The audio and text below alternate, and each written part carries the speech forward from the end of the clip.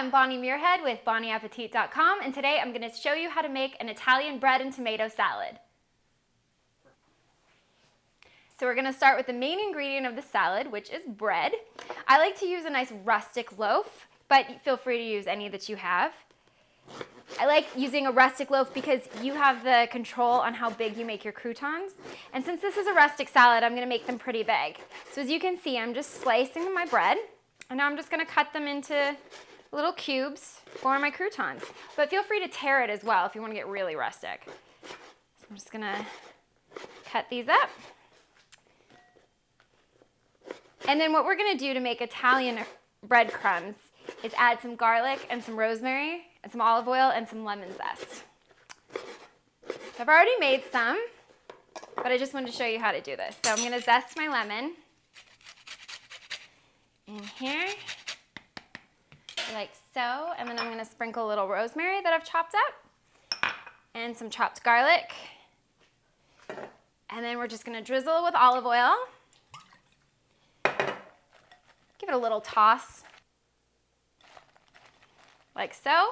And then you just put them on a baking sheet, and you're going to bake them for about 30 minutes at 350. I like to do it a little slower of a temperature because they get really crispy on the inside. And especially for this salad, the crispier they are, the less soggy they'll get when we add them with the tomatoes.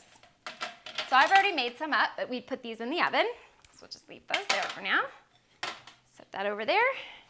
And now we'll get started on our tomatoes. I'm going to use a variety of tomatoes for this. I have some cherry tomatoes that I've already cut up in red and yellow, and then I have some fresh Roma tomatoes I'm going to use. So I'm just going to slice these up as well.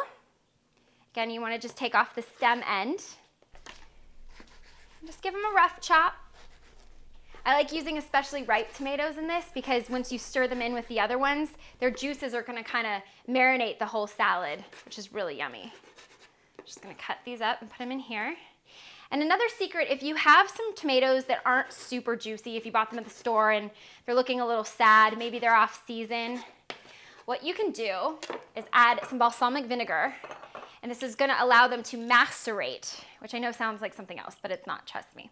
Basically what it's going to do is break down the tissues of the tomato, and it's going to kind of fake the juiciness. So I'm just going to let these sit in here. I'm going to add a little garlic as well. So now, these are the breadcrumbs, or the croutons that I've already made.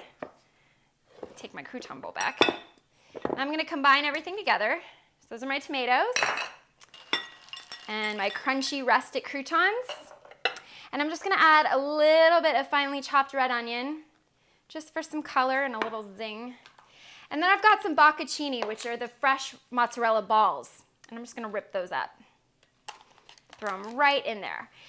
And another key with this salad is only dress it right before you serve it because it will get soggy pretty quickly. And soggy bread, just who needs it, right?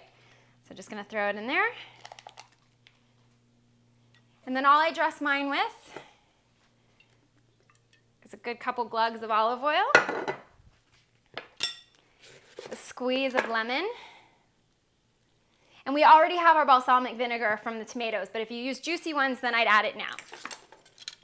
Give it a bit of a stir. And our final ingredient is just some fresh basil. Just gonna tear it up there. The Italians think that it is bad luck to cut basil with a knife, so I honor them in ripping it. And you can do this right before you serve it because basil tends to go black very quickly. Just like that. Oops, croutons jumping everywhere. So again, great for a picnic, great for a light lunch where it's too hot and you don't feel like putting on the stove. And it is so yummy.